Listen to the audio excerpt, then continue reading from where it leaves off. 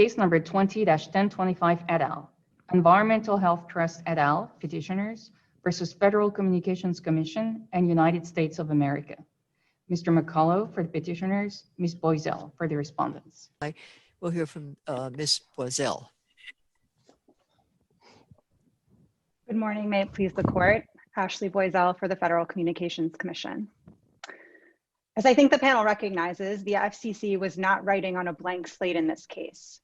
Instead, it was seeking scientific evidence and recommendations on the effectiveness of radio frequency emission limits that it adopted in 1996 and that have been upheld against judicial challenge twice before.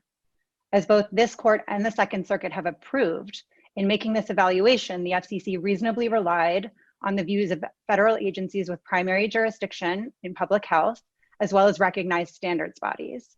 The FCC relied on substantial evidence. Yes, I mean, it's so, and just, first of all, I guess I should back up. Do you know whether this committee that Judge Wilkins referenced within the FDA even exists and whether it has spoken on this issue? I'm not familiar with the committee or what its status is. Okay. So in the notice of inquiry, the FCC flagged that it wanted to get input, including from these expert federal agencies, sister agencies, information on what had changed since 1996, and that is the ubiquity of the devices, the different types of devices, the sheer volume of them, and intervening developments in analysis of medical consequences, and in both the introduction and then even in your final decision here in your second report in order, there's lots of discussion about how there's so many new devices and people are using multiple devices.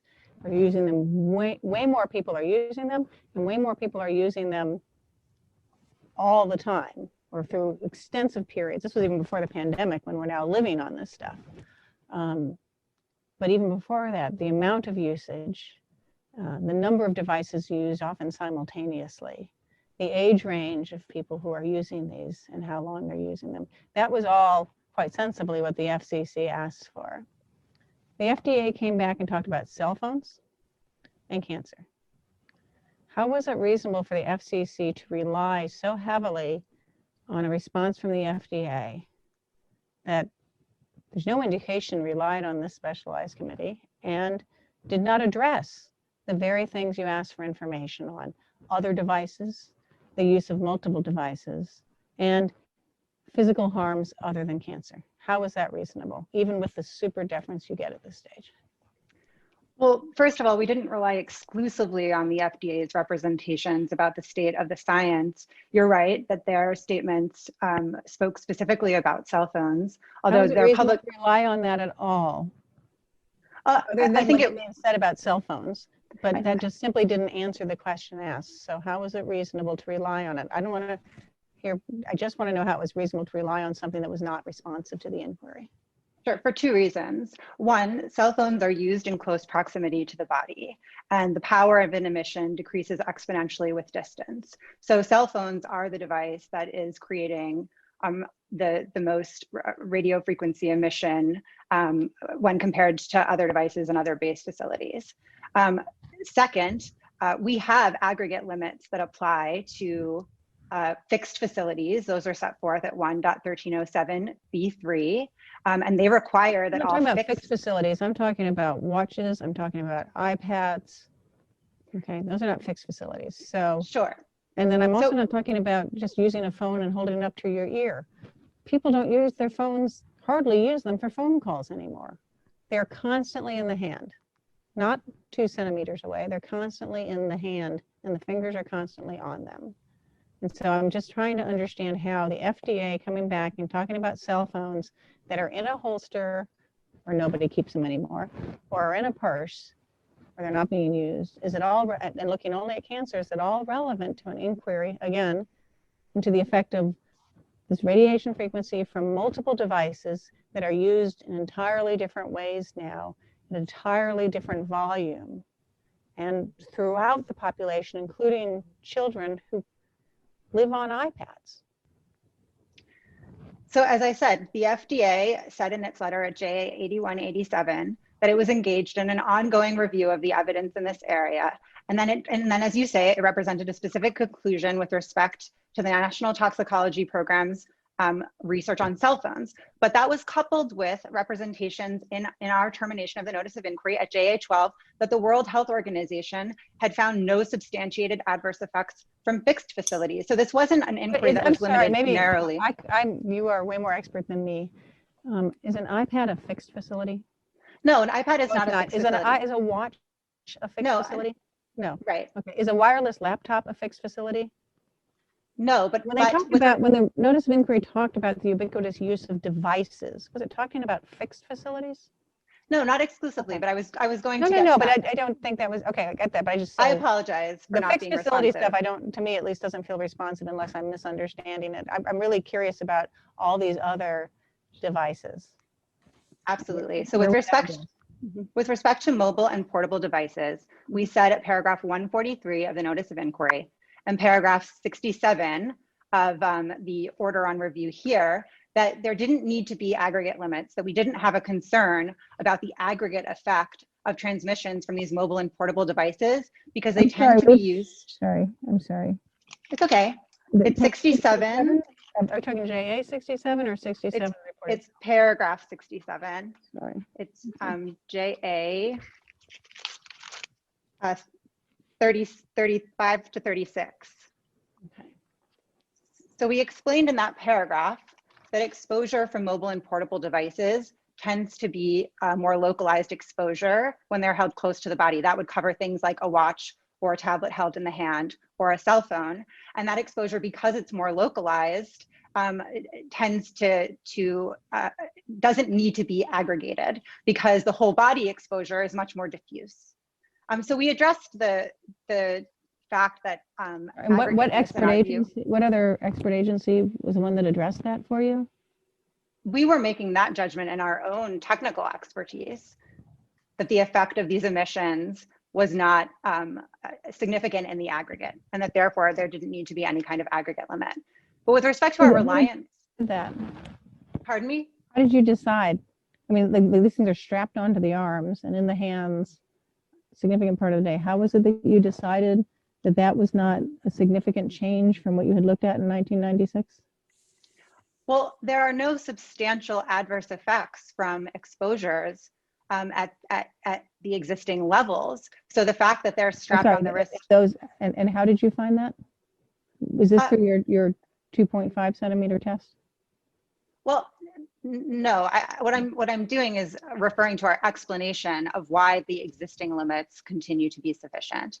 And what we said in terminating the notice of inquiry is that the scientific evidence, and we relied on the FDA, but we also referred to other expert organizations and bodies, that the scientific consensus had not changed. And I think it's a mistake to characterize what we did as relying exclusively on the FDA's conclusions, because that's not what we did here. We also looked to the views of, as I said, the World Health Organization at JA-12, the International Commission on Non-Ionizing Radiation Protection, the National Toxicology Program scientists themselves said don't rely on this rat study and extrapolate to humans. So it was a broader inquiry, and we engaged more broadly with the experts in this area in drawing the conclusion that there were no substantiated adverse effects.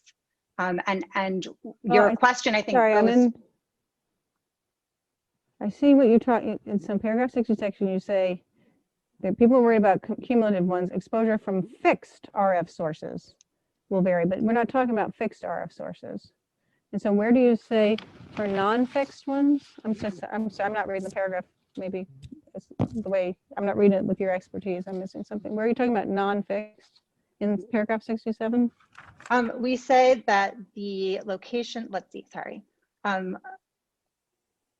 when the RF sources are close to the body, they will be exposing smaller areas of the body. It's at the end of that paragraph. And separated sources will accordingly expose different areas of the body without overlap. Yeah, that's just descriptive factually of what happened. If you keep reading, so it's 67 leads into paragraph 68. We note that the exposure from each portable or mobile device near a person will generally involve low total power absorption while being highly localized and will not result in significant contributions to whole body average. And what are you citing for that conclusion? I don't see any authority cited or any study or any explanation of how you came to that conclusion, other than that just conclusory statement. The footnote. You're doesn't correct. say anything. So how did Well, we you're decide correct. How did we decide that the localized exposure would be absorbed in our, multiple localized exposures for prolonged periods of time? how that would not be harmful? Yeah, how did you decide that? Well, again, I think you have to link the observations here with the observations we made in concluding the notice of inquiry. You're correct. There is no footnote here, but if you go back to the resolution terminating the notice of inquiry, we said repeatedly that there was no evidence of any effect, not just cancer, any illness from radio frequency emissions below our existing levels. And in fact, we said below, at, and sometimes even above our existing And levels. that one said, sorry, can you point me to that paragraph where it said, where it was addressing cumulative impacts?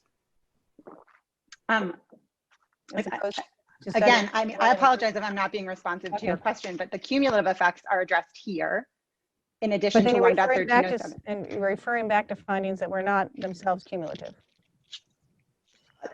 No, the scientific conclusions here are cumulative. The scientific studies that the FDA and others have looked at, and No, the FDA didn't. The FDA was only talking about cell phones. That's my point. That's what there could well be, it's a very big record and you know better than me. There could very well be something where it was clear that you were relying on either your own determinations rather than just conclusions, or there's another FDA somewhere else or another agency talked about cumulative exposures from multiple devices over a prolonged period of time for physical impacts other than cancer. And is that, you're telling me that was made at the beginning, cumulative? I don't know that we used the word cumulative in terminating the notice of inquiry, but the statements that we made. That's what you meant. What paragraph are you talking about? Did the FDA ever talk about anything other than the cell phones? In its public statements, it makes broader statements about the science. I only talked about cell phones. That was the only science it had to back it up, right? I think that most of the FDA statements were about cell phones, but again, those were supplemented by representations by other entities. What other? The state of the science. Again, the World Health Organization, the International Commission for Non-Ionizing Radiation Protection, which also, pardon me? Just to be clear, so, and they talk specifically about cumulative exposure from the use of multiple devices for prolonged periods of time. As you've noticed, this was the whole reason you had your notice of inquiry, these changes. And they talked about those specifically. The studies that were conducted or the scientific conclusions reflect the conclusion that even the cumulative effects are not harmful to human health. They're mobile devices, these wireless devices, not of fixed devices. Yes, because the only substantiated harm is a thermal harm at this point in time. And what we know is that at 4 watts per kilogram, we start to observe thermal changes. There are no substantiated adverse effects below that level. And as it is, our standards incorporate a substantial safety margin. They're 50 times safer than that 4 watts per kilogram. We're looking for thermal effects, but not looking for non-thermal effects, right? We're not, the limits address both kinds of effects because the only substantiated adverse effects are thermal ones. And we acknowledged evidence on the other side. We acknowledged that much of the record was not scientific. That which purported to constitute research evidence lacked any persuasive case as to its value or significance. We acknowledged 3 of the 4 major studies that petitioners rely on in their brief and explained why they didn't provide any basis to reevaluate our limits. And again, going back to the panel's questions at the start of opposing counsel's presentation, the standard of review is quite high here. This is not the kind of case that presents the rarest or most compelling of circumstances in which reversal is required. We based our decision on substantial evidence, as the Second Circuit and Cellular Phone Task Force and this court in EMR Network held. It was reasonable for us to rely on. Can I explain my problem? I'm just going to be very upfront with why I am inclined to rule against you. So I want you to tell me why I shouldn't have the concern that I do.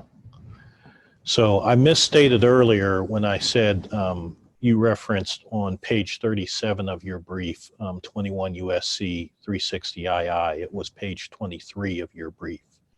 You said that. And you say that Congress directed the FDA to establish an electronic product radiation control program designed to protect the public health and safety from electronic product radiation. The statute that you cite there is section, it's 21 USC section 360 II.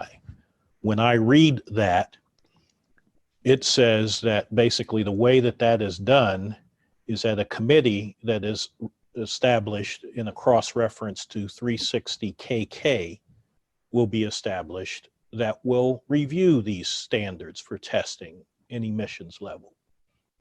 Okay? But you don't reference that committee anywhere, and I don't see anything about that committee mentioned in the administrative record. Then later on in your brief at page 37, you say not to worry because the FCC stands ready to consider changing exposure limits in appropriate circumstances. And you refer to a radio frequency interagency working group that maintains a continuing dialogue between the FCC and the FDA about these issues. And that's referred to in a letter. Or you say that it's referred to in a letter. But when I read that letter, I don't see any mention of that working group. And I don't see anything in the record that says that that working group actually exists or looked at any of the evidence in this case. So the problem that I have is that you say that you're relying on the expertise of the FDA, but the entity that Congress specifically said to review this committee, you've given us no evidence that this committee has looked at any of this.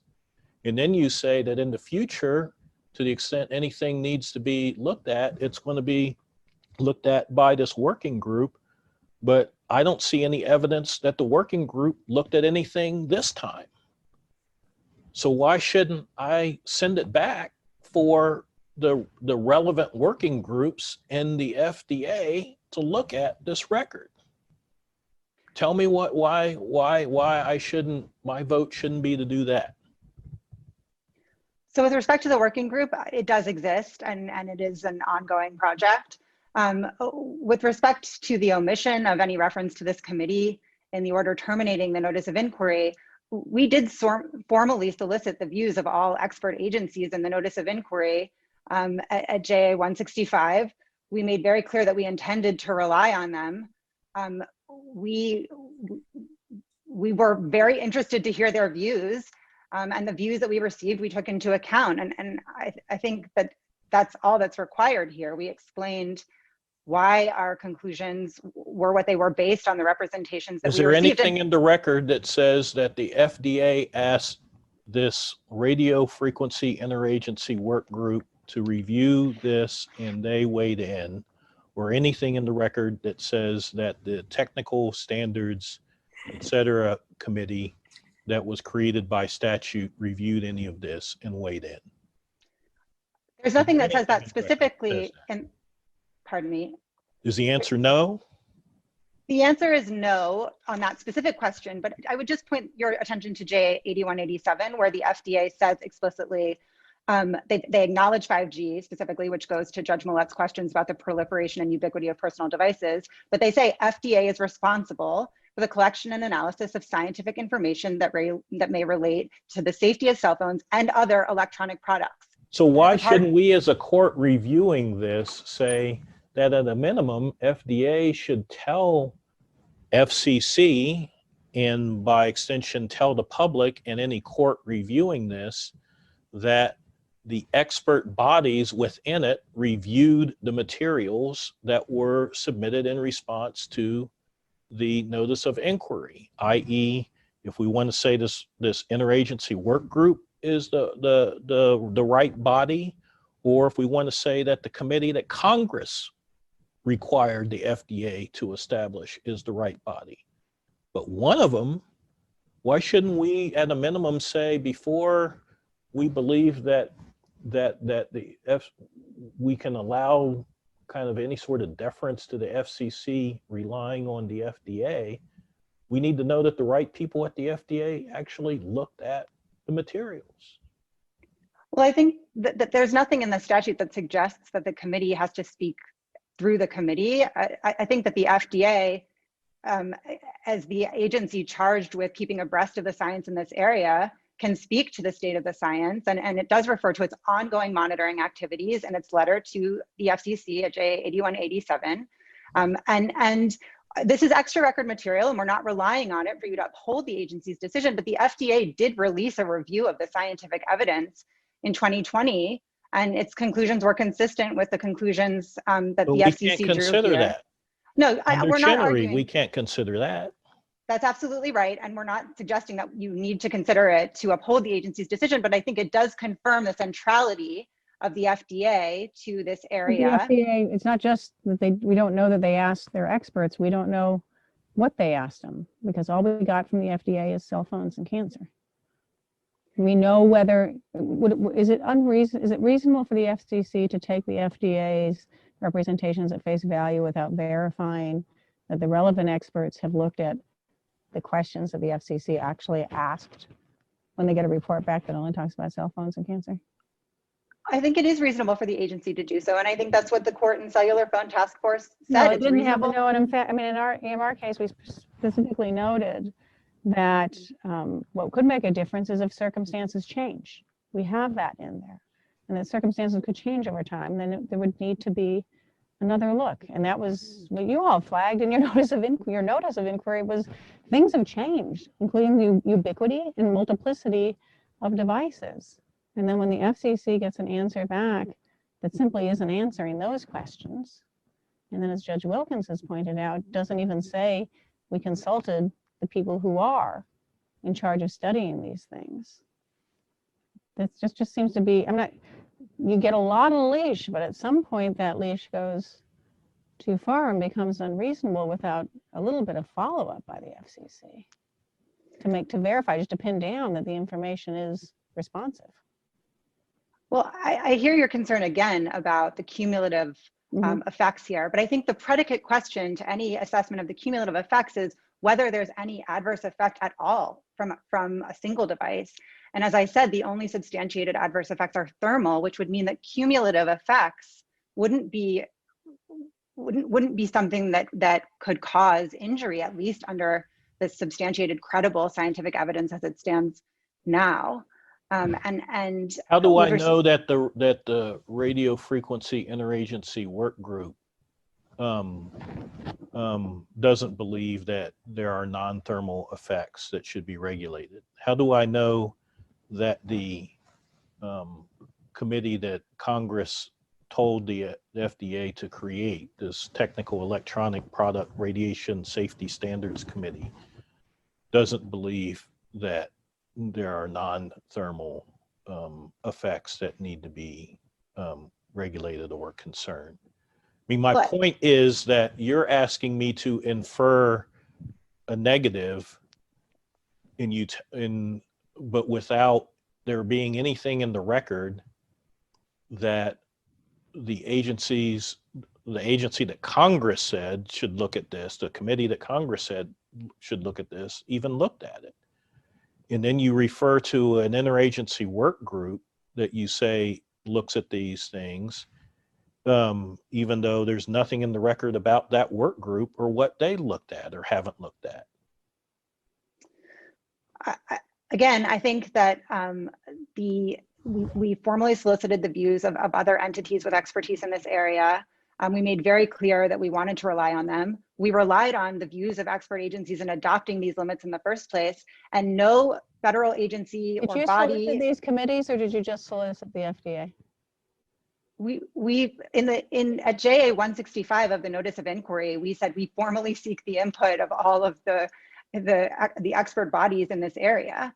And we left the docket open for 7 years, giving ample opportunity to weigh in, and not one of these bodies said you need to change your standards. And we're not arguing that silence should be construed as endorsement, but it shouldn't be construed as disapproval of the agency's existing limits. I think even if you construe it as neutral, all of the representations that we did receive, and again, the FDA it's undisputed that You the want FDA us to has construe it primacy. as deliberation, that silence should be construed as these relevance committees actually deliberated, actually reviewed the record in studies. So you are asking us to infer something that's significant.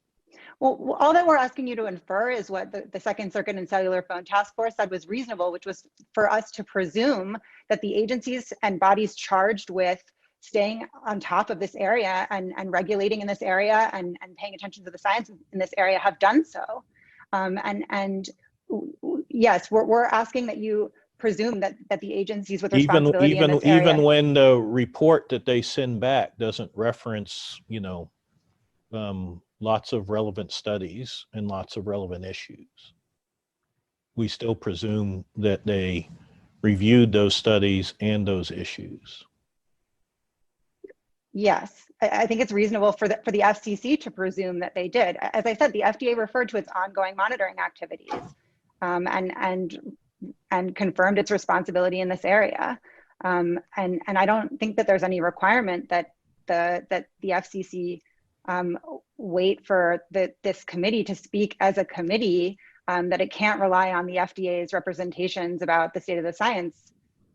Again, this committee is created in the FDA's operating statute and appears in the section right after FDA has been anointed the agency with responsibility in this area. And under the You can't tell me whether that committee even exists or whether the committee reviewed anything having to do with this petition. I can't, sitting here. I don't have any personal knowledge about that committee. I do know, as I said. Why shouldn't that bother the court? Well, again, because the FDA weighed in. It's statutorily directed to be the responsible agency in this area. And I think the FDA, we know it does have primary jurisdiction over public health. I don't know that every other member of that committee does, but they are certainly well equipped to evaluate the science and make a representation about the sufficiency of the radio frequency emission limits. I mean, one other point, the FDA regulates in this area. They are responsible for promulgating the radio frequency emission levels for devices that the FCC doesn't regulate. So again, this is an important part of their mandate. And just as we relied on expert agencies in adopting the limits, it was reasonable to do so here. Just one more point on this. As I said at the outset, we weren't writing on a blank slate here. In 1996, we adopted these limits and we had the input of the FDA, the EPA, OSHA, and IOSH. So these limits don't reflect the views exclusively of the FDA. It was a considered and lengthy deliberative rulemaking, and none of them weighed in to say that they needed to be changed. I'd be happy to answer other questions of the panel. I do have one. How difficult would it be to determine whether these committees and working groups exist? I can easily. Well, I mean, are they set up by regulation or that's my question. Is it a question you can answer with some sort of supplemental submission? Yes. It is a factual question, and it's certainly one that we can answer in a supplement if the panel is interested. All right. All right, are there any more questions? None for me. All right, Judge Millett. Or If there are no further questions, we ask that the petitions for review be denied. All right. Mr. McCulloch, why don't you take a couple minutes and reply? Thank you. I'd like to try to make about 5 or 6 really quick points. First of all, to follow up from the questioning about Fox, if you could take a look at 780 F 3rd at 1024 to 1047. That's where the court discusses the matter that we were addressing. You might also take a look at the American Horse decision that we cited in our brief. It says that even at the high level of deference, the agency has. I'm sorry, which pages in Fox specifically are you talking about? 1024 to 1047. Wait, I have, sorry. Fox starts on 1027, doesn't it? I'm so sorry. I may have that wrong. I was Okay. dealing with a all right. printout, but it No, is in there, and I do apologize. Okay. I really do have to push back against the finding in the order in counsel's argument that there's no evidence of non-thermal harms. We don't have to go through it right now, but I would love to direct your attention to, when you get back in chambers, the exhibit that we distributed to the court for purposes of oral argument. There are 3 pictures in there, each of which show non-thermal impacts from radiation, blood-brain barrier damage, DNA damage, and then glucose metabolism responses. All of these are direct responses to and effects from exposure to non-thermal RF. So you just simply cannot say there is no evidence. All of this is in the record. The commission cannot say that there is no evidence when there are 1,000 peer-reviewed studies that show harmful effects from non-thermal. With regard to the agencies, the Interior Department, the EPA, the OSHA, a couple of them did respond to the commission in somewhat cursory fashion. Granted, you know what they said? They said talk to the NTP. They didn't say talk to the FDA. They said talk to the NTP. They deemed the NTP to be the agency with expertise here. And we know what the NTP found. With regard to the RFIAWG, I cannot presently help you with the factual question you asked. We too would be happy to supplement. But I do know that there is evidence in the record indicating the RFIWG after 1996 supplied information to the commission expressing significant concerns about the non-thermal only approach. They too had concerns with the thermal only regime. With regard to Judge Wilkins' questioning about remand, we of course, that's precisely what we seek. We think the commission failed to address the record that was before it. It did not evaluate that information, and we of course would very much appreciate the ability to provide even more information, because things happen every day. There have been developments since this order was issued a little over a year ago. We can't look at developments after the record in this case. I understand, and that's why we think that it should be considered on remand. As Judge Millett pointed out, the situation is far different now than in 2000 and 2004. In the science is far more robust. I was fascinated by the questions about cumulative impact and counsel's admission that when it comes to non-fixed sources, its rules do not account for cumulative impact, response to chronic exposures from any of these, much less mobile devices. And that is because they persist in this thermal only approach. But the evidence is clear that there are biological responses that are in many ways similar to what happens with thermal radiation. It is simply that it is an indirect response rather than a direct response. The same kind of health consequences occur. It just occurs indirectly through mechanisms like oxidative stress.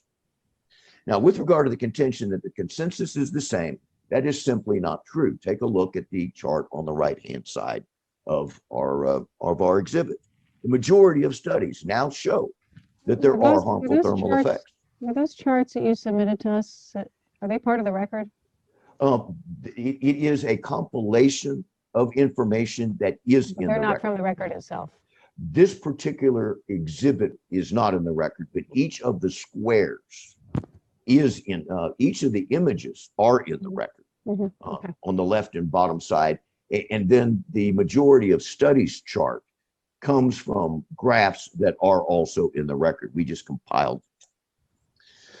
The commission insists there's no effect, but that is only because it insists on looking only at non-thermal effects.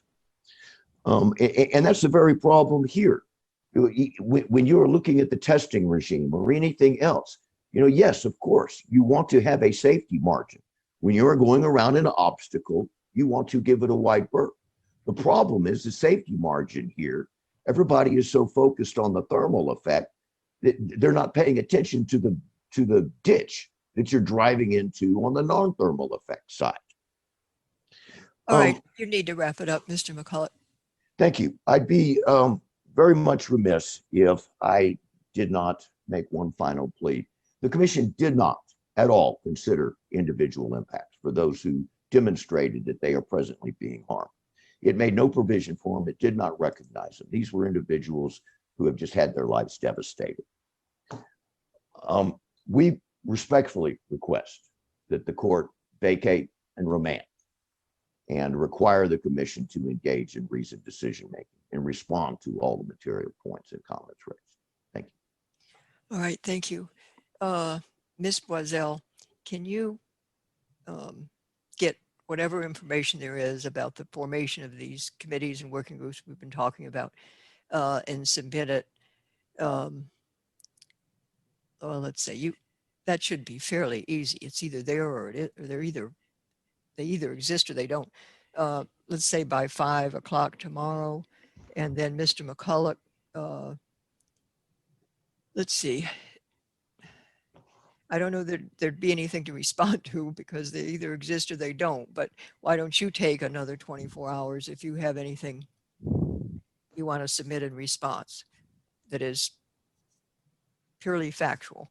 And do my colleagues have anything they want to add or request? Or just can we find out the timing, if possible, when they were created?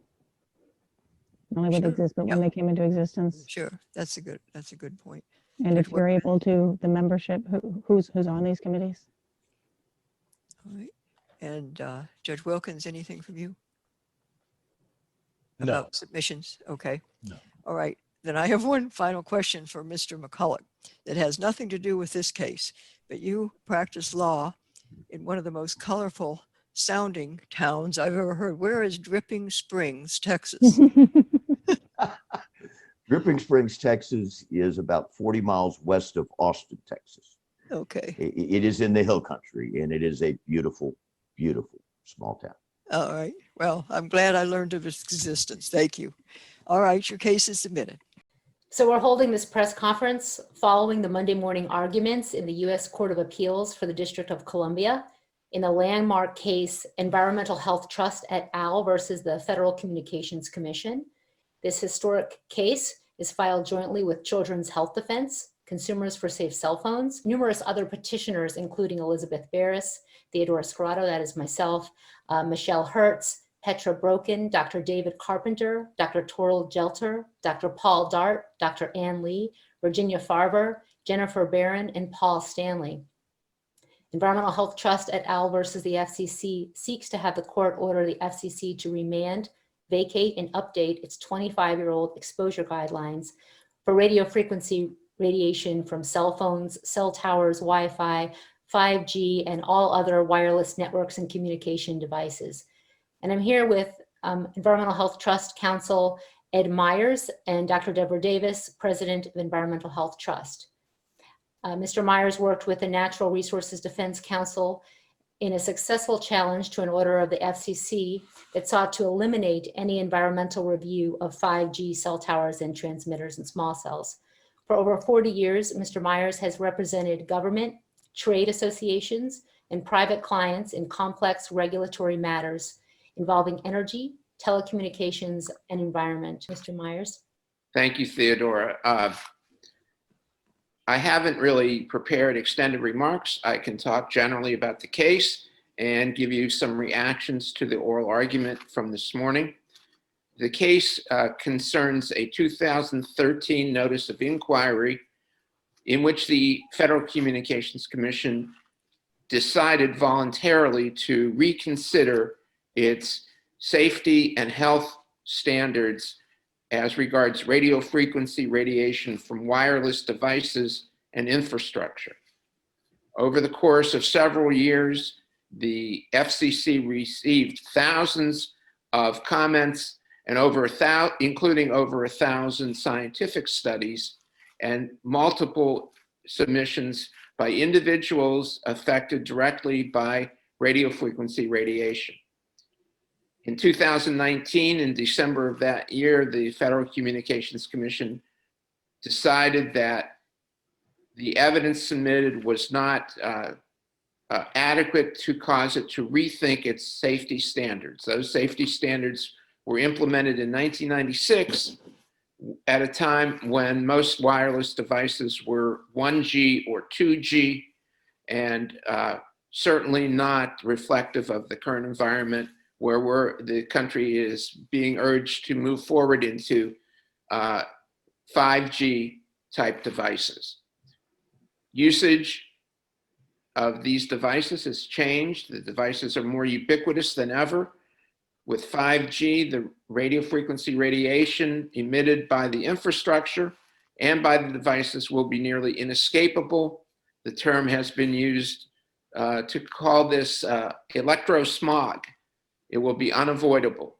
And there was considerable testimony and evidence, that is, in the record pointing up the harms from radio frequency radiation. And the basis of our complaint was that the FCC should have looked at this evidence, but did not. It relied on the Federal Food and Drug Administration's conclusory statements, but the Food and Drug Administration also did not look at the evidence. And judging by the reaction of the judges this morning, I think they agree with that. We are optimistic, but not certain, that we will get a remand, a vacatur of the order terminating the notice of inquiry, and a reopening of that inquiry so that the FCC can do a better job, a legally adequate job of assessing the evidence. And we're confident that if it does that, it will realize that the regulations, the standards that are currently in effect from 1996 are not adequate for today's environment. Arguably, they've never been adequate, but today it's even more certain that they're inadequate and need to be revised and updated. I'm happy to take any questions after Devra makes her short statement. Thank you. Dr. Davis? Yes, we were delighted with the hearing today because it's clear that the judges did their homework. It was very impressive to see that they really got into the details of the extensive record that was developed by Mr. Myers and Mr. McCullough, including thousands of submitted peer-reviewed studies. I thought it was quite interesting that the judges really honed in on this question of how the FCC relied on such thin evidence from other agencies. And in the record, there is a letter from Norbert Hanken when he was a member of the radio frequency work group, in which he urged that the FCC revise its approach to cell phones, and that record of that letter has never been answered. Most importantly for us, just yesterday, the Swiss government has a committee that it has appointed.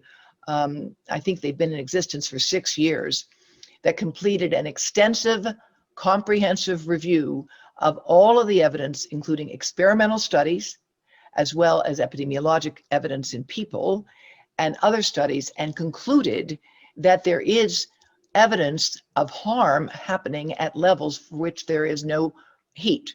So this is exactly the point that we've made in our brief, and it supports what we're doing. And one of the judges asked, are there any international standards that are more strict than the United States? And the answer is yes, and one of them happens to be Switzerland, where it's the home of the World Health Organization. They have taken the issue of RF very, very seriously, and we're pleased that the judges even raised the question of other countries, because we are in fact behind a number of nations, and I think that's a point that we will be making to the court in our reply shortly. At this case, it was argued by Scott McCullough. Children's Health Defense has separately filed a suit, and our suits were joined by the courts. So we've worked together to file briefs in this case, and Mr. McCullough presented the argument at the hearing. So we look forward to taking your questions, but I wanted to just say the science on our issue, which is what drove Environmental Health Trust to engage in this lawsuit, is strong and getting stronger. And I was pleased to see that the courts appear to agree with that. Let's see what happens next. Thank you, Dr. Davis. I'd also like to mention that there were amicus briefs filed in our case. The National Resources Defense Council filed an amicus brief and the need for environmental review, and that was signed onto by mayors and council members from several states: Maryland, Massachusetts, Michigan, California, and Hawaii. Telecom attorney Joe Sandry filed an amicus brief as well, and that include a statement from Dr. Linda Birnbaum, former director of the National Institute of Environmental Health Sciences and former director of the National Toxicology Program, talking about the unfounded criticisms of the National Toxicology Program. By the way, criticisms that the FCC brought in with their reply to our joint evidentiary brief. And Dr. Birnbaum talks about and quotes Dr. Ronald Melnick's published data showing that those are unfounded criticisms from ICNIRP and the FDA, and states, overall, the National Toxicology Program findings demonstrate the potential for radiofrequency radiation to cause cancer in humans. The Building Biology Institute, as well as the Kleiber family, filed briefs on injuries sustained from exposures which are within FCC exposure guidelines. And all of these briefs are exceptional readings that lend a lot of important information. I also wanted to point out the judge has asked a lot of really important questions, but we also have on the record and mentioned in the joint brief letters from the interagency work group, which was mentioned because just to kind of drill it down, a question that many people have is, well, who is making the decisions about what the science says? What expert groups are making those decisions? And there used to be, although as we understand it, it's all but defunct, interagency work group that included representatives from the FDA, EPA, and numerous health and environmental and other agencies in the US government. And there are letters signed by several of those members on the record, which talk about problems with the current limits for wireless that we have right now, wireless radiation, such as increased sensitivity of different parts of our body, different tissues, children, modulation, which is really important. So that is on the record. And I am thankful that this house of cards, this mirage, that there is safety, there's some sunlight getting on this story. So I had some questions for Ed, the first questions that many people are asking, which is, can the FCC appeal? And if so, what would that look like? And any thoughts on what the new administration, any actions by the new administration and what they can do in regards to this issue? If the FCC gets an unfavorable decision from its point of view, it can do two different things to try to appeal it. It can ask the entire court in the DC circuit to rehear the case en banc, or it can file a petition for certiorari with the US Supreme Court, which the Supreme Court may or may not accept. But those are its only two options. Otherwise, the case would be remanded and sent back to the FCC. What was the second question? I can't hear you. Sorry, the Biden administration, if there's anything that the administration can do in regards to this issue, any changes that could happen or action at the federal level? Well, certainly the Biden administration could reopen the proceeding unilaterally. It doesn't have to wait for a court decision, which would give us the relief we were seeking. Right. Or it could take even more drastic action, which would be to move forward based on the evidence with a new rulemaking. So it has any number of other options it could pursue, I imagine, but it's certainly free to do as it chooses, provided it gets the votes from the commission. Yeah. Thank you. Dr. Davis, do you want to mention about our drafting a letter and to the Biden, the new Yes. administration? Thank you. Yes, we are working with Professor Paul Ben-Ishai in Israel, where the standards are much more strict, to write a letter to the Biden administration where we're going to urge them to take this action. We're not in this lawsuit in order to just prove a point. We're in it because we think that standards that are 24 years old need to be changed.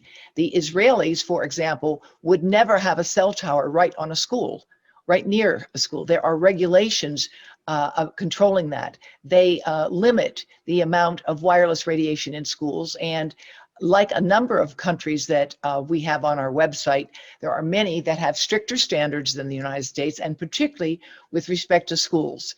So I think there's a lot going on that is in support of what we're trying to do. Thank you.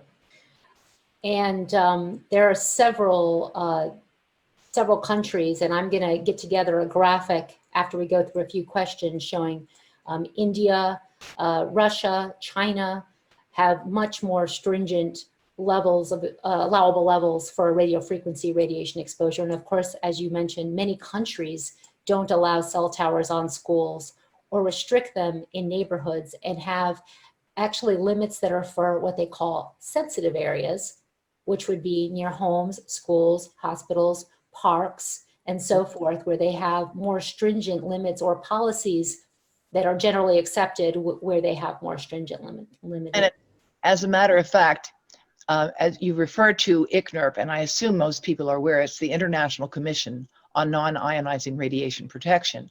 And it is a self-appointed, self-monitored group of about 12 or 13 scientists, many of whom have direct or indirect ties to industry.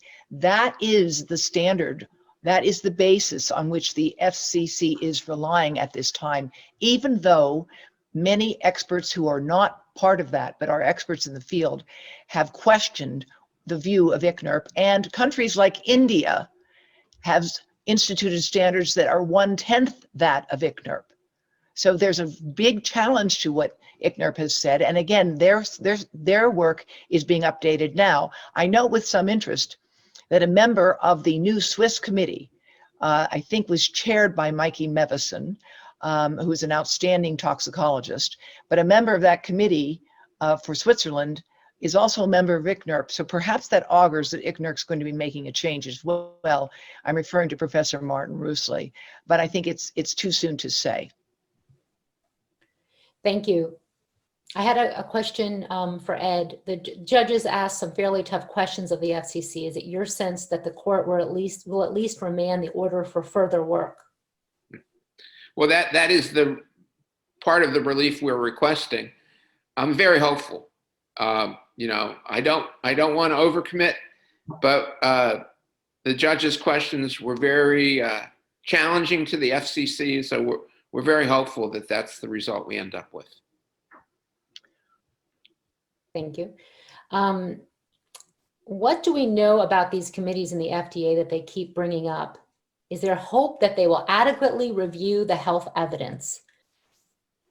I would just like to add something before we end. Well, I'm going to half answer that question and say that the FDA is not tasked to review issues related to impacts to birds, bees, trees, or our natural environment. So at least they don't have expertise in that. So that is one of the critical issues here, because even if the FDA did review, do they have the expertise themselves to look at the natural environment and wildlife? Do you want to add any more to that? It's the committee. May I point out that the evidence on wildlife has been accumulating. A letter was sent officially from the Department of Interior Fish and Wildlife Service to the FCC in 2014 by Albert Manville, who was then an expert for the Fish and Wildlife Service, sorry. And that letter specifically identified problems with wildlife, birds in particular. Subsequently, in the record, we have submitted extensive evidence on how 3G, 4G, and 5G pose serious risks and threats to growing plants, including a meta-analysis, a machine learning analysis of what had been done on studies on plants alone. And there was a machine learning analysis on in vitro tests. And I think it's very important that at the very end, our counsel noted that if you look at all of the evidence at this point combined, that the weight of the evidence, particularly in independently funded studies, clearly shows that non-thermal levels of this radiation can damage a number of things, including, of course, the fact that there are individuals who suffer greatly from sensitivity to this. They are experiencing illnesses at levels that others don't, but they are effectively, increasingly unable to find a place to live in modern society. And this is a serious and growing problem. Thank you. This is it's been documented. There were so many comments from people who've been injured and who are looking for a safe place to live. And unless we have policy change, it's impossible to find a place. And especially with, and someone brought up, satellites. How will this decision affect the satellite deployment? And that's a good question, because in NATO, which we are now part of more officially again, in December of 2019, issued a declaration on the importance of 5G as a question of defense. And I think we want to be clear that the technology properly does belong in national defense and national security, but wireless is not the way to go. We have argued and have submitted to the record that fiber optic cabling is a way to solve many of the current problems that we have. And in the letter to President Biden that we will be issuing, we specifically call for a massive jobs training program to train people to install and distribute wired fiber optic cable, which should be available as a right for municipal broadband. We think that it's important for people to treat access to the broadband as a public utility and public right. That will help to eliminate the digital divide that has affected our children now during this pandemic, when they have been supposed to be in Zoom school, and many of them have not had access to Zoom. Parents have had to drive cars to parking lots outside of stores so the children can get their homework done. But if wired internet service were provided in urban areas where it can be provided, this would substantially alleviate the problems of transmission. And it's something that we're very encouraging, has to be considered and looked at very, very seriously. Thank you. So I wanted to review a few things that people are asking. And one is, Ed, if you could talk about the timeline, when we will expect an answer. And I should say in advance, yes, we will have posted on our website, ehtrust.org, this oral arguments, as well as all of the briefs. The briefs are on our website right now. But Ed, if you could answer that question about the next steps that we have in the case, that would be great. So the court asked the FCC within the next 24 hours to supply it with some supplemental information concerning a technical committee that's established by statute at the FCC, and also concerning an interagency working group, radio frequency interagency working group, that at one time at least functioned, but I don't believe is functioning currently. The FCC has 24 hours to provide that information, and we have 24 hours thereafter to respond. Those responses will be factual in nature and not argumentative. The court One of the only facts, interested in facts. Once that's done, it's really a waiting game, waiting for the court to issue its decision. That can take anywhere from 6 to 12 months, more or less. It's hard to predict how long it will take the court to issue its decision. And then based on the decision, the losing side can decide whether to seek further review or not, as I described earlier. one of the factual things that we have to stress is that the FCC has for years used a 30-minute averaging time. And we know from a lot of research that's been done that 30 minutes is far too long an averaging time for estimating effects, and that you need to look at peak exposures over much shorter periods of time, because it's not the total power that's important, it's the pulse. And the pulse of the signal, which is irregular and repeated, can be very important, so that the FCC has basically argued, well, since these things are weak, we don't need to review them in the same way, and we assume they have no biological effect. That is in fact the reason why, when the FCC responds, the FDA Technical Electronic Products Advisory Committee will say, we've never looked at cell phones. They have not, because they have been exempt from the agency's review. Thank you.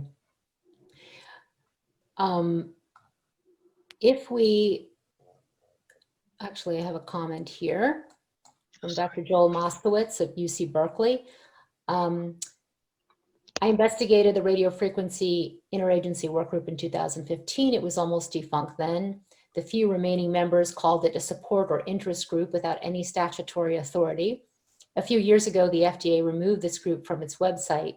I suspect the group no longer exists, as two of its key members have retired from the federal government. Thank you, Dr. Moskowitz. And his website and blog is Safer EMR, Joel Moskowitz, and I can put that information in the chat. I'll also mention and add into that we have repeatedly written federal agencies, and we have asked who is a member of the radiofrequency interagency workgroup? Where is the agenda? Where are the minutes? Where is the information? And we have received not really full answers. In fact, I have communicated with the FDA, who said at one time in their communications that they didn't receive a presentation of the National Toxicology Program results. So if there's no agenda and there's no notes, what are they doing, and are they doing anything? We don't have any documentation that they even have that they've made a determination on this issue. I think Dr. Moskowitz is correct to surmise that there is no evidence that they really weighed in on this issue or on any others. And further, it will be very interesting to see how FCC counsel responds to this, given the fact that we have repeatedly requested what consultations were made. Moreover, and the timing is important here. In December of 2019, they closed the record with a very thin justification. And then in January of 2020, they issued a report, anonymous report, with no evidence of any review of it, that they said was on cell phones and health. It was really just on, as judges pointed out this morning, that report was solely on cancer and cell phones. And that is a ludicrous effort by the agency to put together a scientific document that would justify the actions that it had taken a month earlier, because that document only looked at cancer, and it didn't even do that. It cherry-picked the studies. It excluded studies of Leonard Hardell, one of the most distinguished epidemiologists who work in this field. Unfortunately, Sweden started using phones sooner. They had more data, and we have explained in some length about why the case control method is so important. But cancer is not the most important issue here, and it is the most difficult to study. And I say that as a cancer epidemiologist who's a fellow in the American College of Epidemiology. We have to be very careful not to say that we insist on proof of human harm before taking steps to prevent it. That is why the work of Dr. Birnbaum is so important here. Dr. Birnbaum's amicus brief, which I urge you to read, you can find on our website, is part of the Joe Sandry submission. And in it, she clearly explains that why we test animals in order to predict harm in humans and prevent harm in humans. So what we can say is this: every agent that we know for sure causes cancer in people will produce it in animals when adequately tested. That fact has driven the United States and all other modern countries to support animal testing as a way to protect people. And yet we are involved in a debate of whether we can prove enough people are sick. And we think that it's time for that framework to end. And we need to start protecting and public health and preventing harm, which is we're really encouraged that American industry will know how to do this. Just like they created airbags and seatbelts, they will figure out how to make phones and technology safer. Mr. Myers, could you answer the question about NEPA and how important this case is for NEPA and environmental review? Sure. So the record contains a substantial body of evidence showing that the radio frequency radiation from the infrastructure used to support wireless devices presents a real threat to the habitat, to the environmental habitat, birds, bees, and trees, and whatnot. And yet the commission, the FCC, failed to analyze any of that evidence. Under NEPA, the commission is not required to come to any conclusion about what the evidence says, but it is required to take a hard look at the evidence and determine whether there's a significant impact on the environment. It did not do that. Because it did not do that, and because the evidence shows that there is a significant impact on the environment, the commission fell down on the job and did not perform its NEPA responsibilities. So as part of a remand, we are looking for the court to direct the commission to do a thorough NEPA analysis. That would begin at a minimum with an environmental assessment, usually termed EA, of the likely impacts of radio frequency radiation on the environment. If the impacts are found to be significant, as we think they would be, the commission would be required to do an environmental impact statement. So we're hopeful that the court addresses that issue. We raised it in our briefs. It was not addressed to any significant extent, if at all, during oral argument. The court dwelled mostly on the Administrative Procedure Act issue, which is similar in that it requires reasoned decision-making. And again, the commission fell down on that job too. Thank you. And I'll add, oh, go ahead. Go ahead. I was just going to state that we did a FOIAs about whether there was an environmental review before the deployment of 5G and the densification of small cells, and got back answers where they declined to send us, they maintain the records and were not provided those records. But it would seem that if you're going to deploy a million and millions of new antennas into neighborhoods and so forth, and all these new poles, that there needs to be a proper environmental review. Right. And as you know, we have been on our website recording many examples of communities and countries that are objecting to 5G. There's a growing number of them, and that have asked for review and information about them. We take exception to the Oregon State report that was issued, and we'll be talking about that later. But it is important to note that there's a growing consensus that the 5G has a lot that it's lacking. Right now in China, in some areas, they're turning it off at night, and they found that the energy use of 5G is so great that it's not resulting in any savings whatsoever, and the public in China doesn't seem to particularly want it. So it's going to be very interesting to see what happens with the marketing of that here. We think that 5G belongs in medical and military complexes where it can be wired in at the higher frequencies with a cable, and that the wireless part, it really does not belong in public space. Let me add, the FCC really has a history of ignoring its NEPA responsibilities or trying to avoid them. In the prior case that I was involved in, I believe in 2017, the Kitawa case, the FCC had issued an order that we challenged, finding that NEPA simply did not apply to 5G infrastructure. so-called small cell facilities. We won that case, and the court remanded it and essentially found that NEPA does apply to those types of deployments, and the commission has an obligation to consider NEPA when authorizing those types of facilities.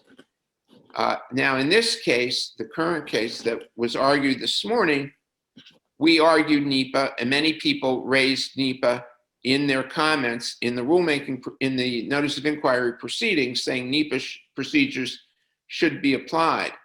In the order that we challenged and was argued this morning, the FCC did not even address those arguments, which led us to conclude that they waived their position on NEPA and really had no defense to our claim that NEPA applied.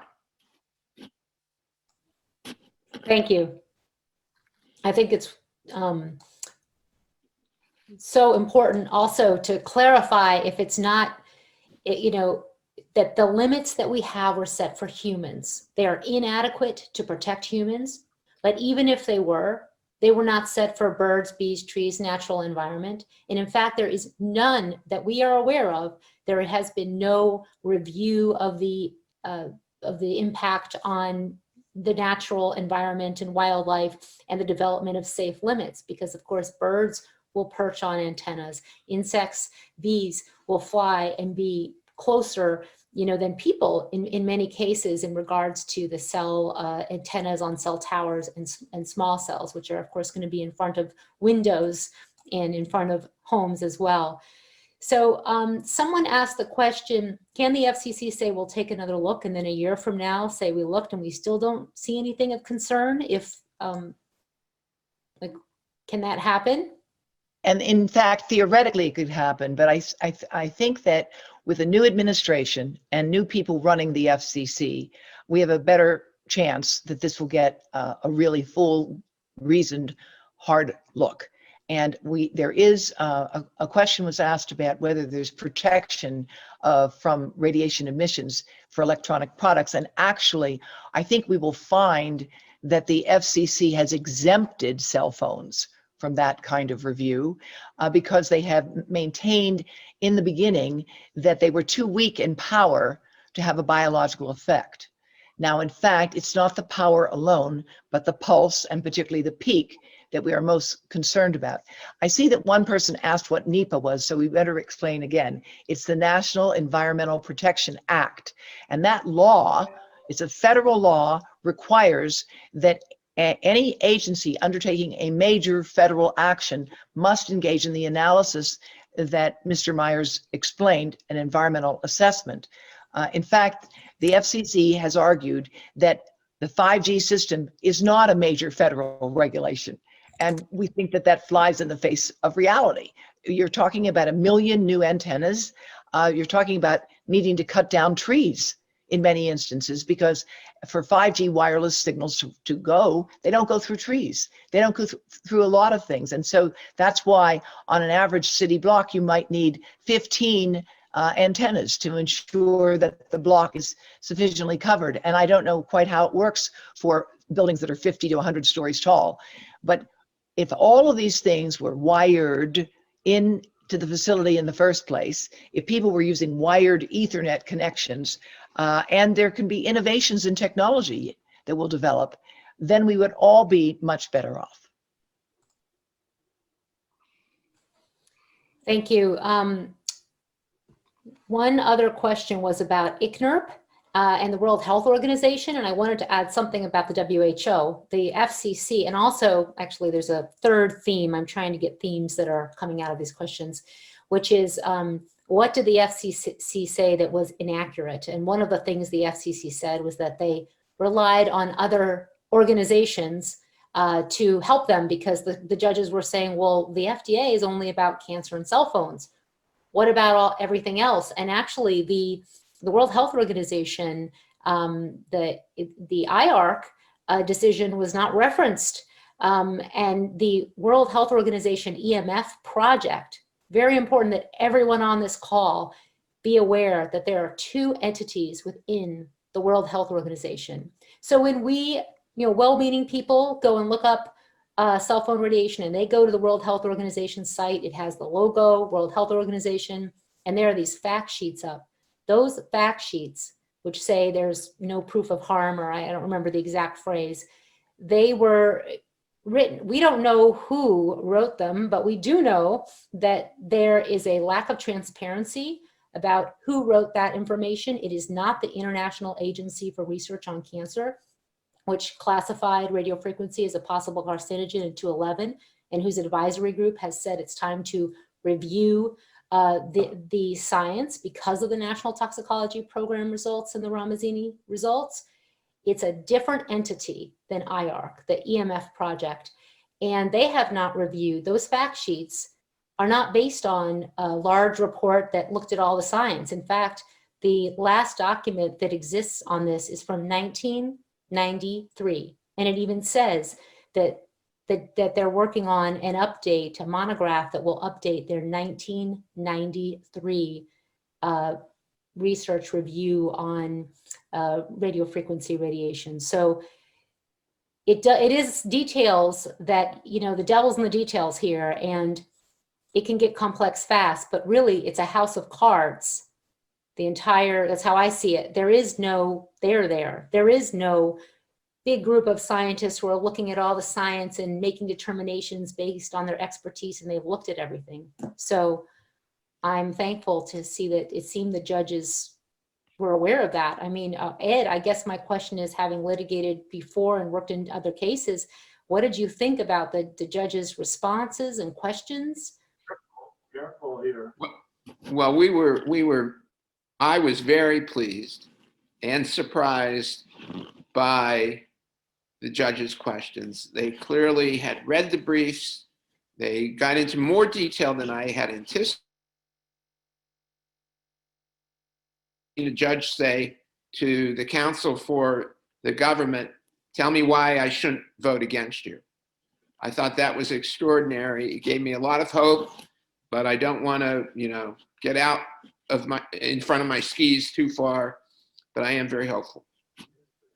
I think that I agree. I was quite impressed with the questions that the judges asked. They obviously had really done a lot of work, and the complexity of this case is such that I think the fact that they gave us just 10 minutes, and by the way, took a lot more in their questioning of our representative, I think it all augurs well.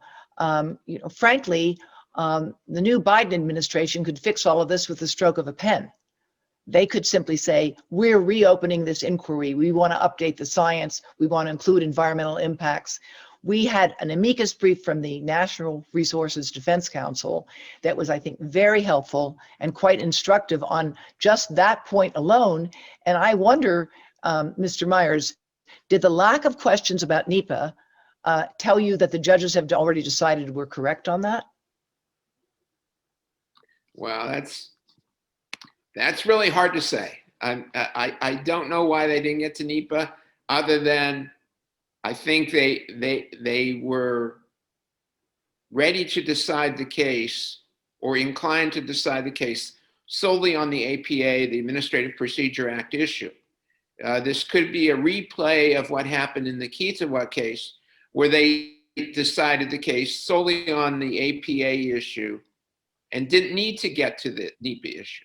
And it's a matter of judicial economy. It's common for courts to say, we don't need to get to the other issues. This one is enough for us to base our decision on. Of course, our brief mentioned the Administrative Procedures Act, the APA, the National Environmental Policy Act, NEPA, as well as the Americans for Disability Act. And it is interesting that, as you note, I think the Administrative Procedures Act was so clearly violated here that is going to be the focus of what the judges will convey. What that act requires is a record of reasoned decision-making. And what the FDA did, what the FCC did rather, was to take an inquiry that began in 2013, that had previously begun, an earlier one had begun, I think in 2008, and never been finished, open it in 2013 as a notice of inquiry, collect I believe, more than 1,900 different submissions at one of the times I looked, and never show that it had analyzed the data, evaluated the data, or in any systematic, rational way read any of the entries. So it's not that each one of them should be accorded the great significance, but the failure to have a record of having reviewed that extensive submission was in fact a failure of the Administrative Procedures Act, which requires that the agencies show a reasoned record of decision making. Right. Okay. I'll add that in the amicus brief by NRDC, there is a letter. It's at the end of the brief. I put the link in the chat, but all the way at the end, it was communications that I had with the Environmental Protection Agency, where I asked, please send me the staff member of your respective, who is your respective agency, because I was actually asking numerous agencies, who's on the interagency radio frequency work group, as I have repeatedly tried to get this information and it is never provided for me. And the EPA response is, the radio frequency interagency work group is an informal forum for exchange of information, and the group does not meet or to set or advise on policy, rulemaking, or guidance. The group has not met in more than 2 years. And that same letter also documents the EPA stating that they have no funded mandate. On the record is the documentation showing that while they were in development of safety limits, the Environmental Protection Agency, related to human health and also to consider modulation as well, they were defunded. So they gave a presentation, they were working on it, they were tasked to do it. And then that action, the EPA did not take any further action to finalize. In fact, we don't have federally developed safety limits related to radio frequency radiation in the United States. As stated on the FCC website, actually, I think until recently they moved that sentence down somewhere, but we assume that of course we have safety limits that were developed by all the experts, but in fact, that assumption is not true. And even for the Occupational Safety and Health Administration, where you would think there would be standards, we allow workers to be exposed to more in terms of the way they discuss standards, but there is no routine monitoring, there is no surveillance. The same is true for towers, of course. Aside from the outstanding work done by the EMR network, there has never been independently evaluation of emissions from towers. And we all want to believe that everything is safe and secure, but then there really does need to be a system of monitoring and surveillance. Again, in Israel, there is. And in India, there's a better system. So the United States needs to catch up with these other countries. And also in France, one of the things we didn't touch on is the cell phone test system, which is not the way we use devices. So part of the case was also that the way cell phones and wireless devices are tested don't reflect the way we use them. They are not tested in body contact positions. However, people use devices. Babies are hugging devices against their chest. Yet, when phones are touching the body, they can, according to publication by Om Gandhi, which is on the record and has been known for a long time, and all of that documentation is actually on the record as well. And you can also go to PhoneGate Alert for information on this. They can exceed the FCC limits for localized, meaning right where it's touching the area that is getting the most exposure by up to 11 times. Again, the PhoneGate Alert Association has done incredible work on that as well. I just have a comment, and then we're going to close if anyone wants to add anything else. The FDA. I noticed that Dr. Linda Birnbaum I was going to quote has written that the FDA has a responsibility to work with the FCC in setting standards for RFR. The important thing to understand in the history of this is in 1999, as Dr. Birnbaum says in her amicus brief, the FDA requested a long-term NTP study of cell phone radiation, recognizing the growing use of cell phones at that time. This is 1999. It took, unfortunately, a decade, basically, to get that study done and finally released. And the study went through an unprecedented level of peer review. Never before has anything in the NTP gone through that kind of review. And after that peer review, the peer reviewers, some of whom worked for commercial companies like Mobil or Procter & Gamble, they looked at the data and they said that these findings by the NTP are strong and clear and compelling. And they concluded that there was evidence of a cancer risk of a rare tumor in the heart, and also that they were concerned about hyperplasia, which means a proliferation of cells in the brain, in the heart, in the thyroid, in the liver. And further, the NTP released studies showing DNA damage in their animals after just 90 days of exposure to cell phone radiation that did not produce heat. So for all of these reasons, it's really important to appreciate that the FDA fundamentally erred in dismissing the National Toxicology Program, and that this is inconsistent with the views of experts in the field all around the world who take this finding quite seriously. And the Ramazzini Institute corroborated that finding with even lower exposures. Okay. So thank you very much to everyone. We actually have to continue work on the case. We have supplemental information to provide, and we appreciate everyone's support. We will be following up with more information. Please go to Environmental Health Trust, ehtrust.org. For more, we have all the documents, the amicus briefs, the appendix with all of the science that was submitted. A special thanks to Scott McCullough, Children's Health Defense, Robert Kennedy, as well as the petitioners. And I'm thankful that everyone has worked together to get this far. Thank you so much. And thank you, Theodora and Ed. We really, it's a long journey, and we're very pleased to see that we've come to this point, that at least the issue has seen the light of day, and we really did get a day in court. Thank you. Okay. Thank you, Ed.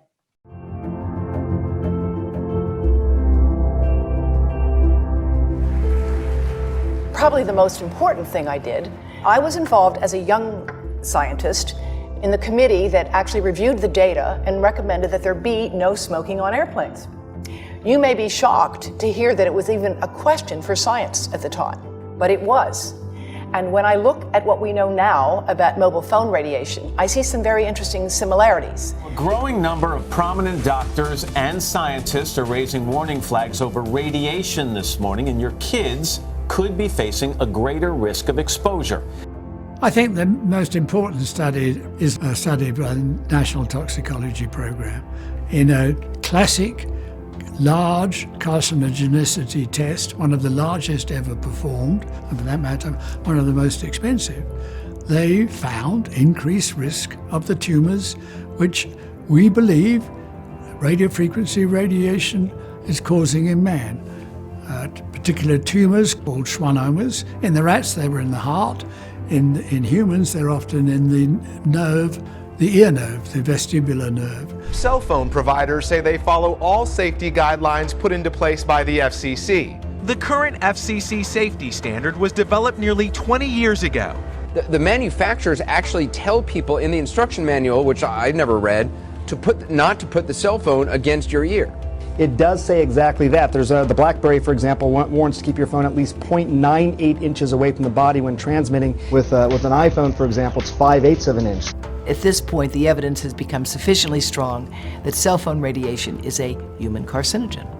A major development from California's Department of Public Health. High use of cell phones may be linked to certain types of cancer and other health effects, including brain cancer and tumors, lower sperm counts, headaches, and effects on learning, memory, hearing, behavior, and sleep. If it was a real problem, I would know. If it was a real problem, the government would protect us. How come I'm not hearing about this? They're all things I've heard when I give seminars. You know, I get up there and they say, oh yeah, if this was really a problem, they would have told us. I am they. I am a, legitimate scientist, and I am telling you.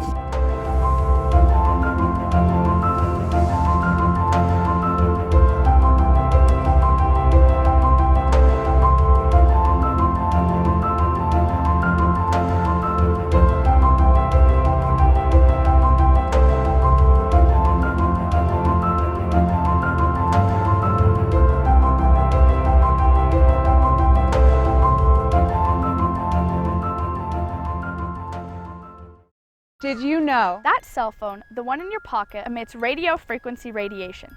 As long as your phone's turned on, even if you're not talking or texting. The American Academy of Pediatrics in over a dozen countries recommends reducing children's exposure to wireless radiation. When using a cell phone, I always keep it away from my body. I use speakerphone or a headset like this. To stop microwave exposure, I put my phone on airplane mode and turn off Wi-Fi and Bluetooth function. I hold the phone at a distance and make sure it's not touching my body. Cell phones are not toys. Children's brains and bodies are still developing and are vulnerable to wireless radiation. Practice safe and responsible habits with yourself and your children. When using the computer, I always try to make sure my connection is corded, not wireless. Remember not to use your cell phone in the car. The phone works at higher power in metal surroundings and bounces around, increasing your family's radiation exposure. For their safety. For your safety. Because children are more vulnerable. Remind them. Remind yourself. To limit your microwave radiation exposures.